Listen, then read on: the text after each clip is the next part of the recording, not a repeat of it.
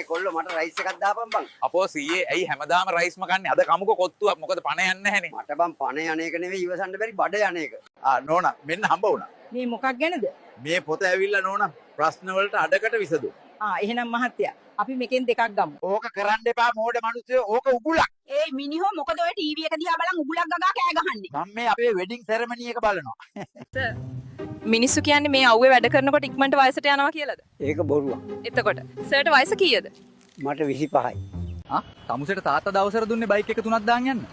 දඩ ගෙවන්න ලෑස්ති වෙනවා. සර් කමන්නේ. ඒක ලාභයි. බයික් 3කට පෙට්‍රල් ගහනවට වඩා.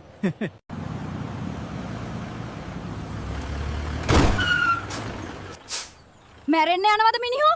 පොල් කඩ කඩ පරේ යවේ පොල් ගෙඩි නැති යලේ මගේ නුඹයි මගේ පරම නිදානේ. තමුසේ රතු ලයිට් එක දැක්කේ නැද්ද? මම දැක්කා සර්. එහෙනම් ඇයි නැවැත්තුවේ නැත්තේ? මොකද මම තමුසෙව දැක්කේ නෑ සර්.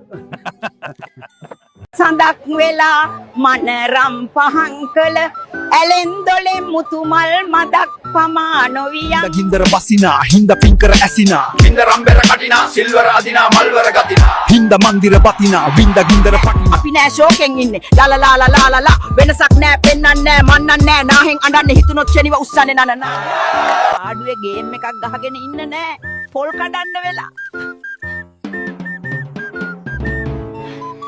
මම මේක මෙහෙම අරගෙන මෙහෙම දැම්මා. ලක්ෂ 5යි.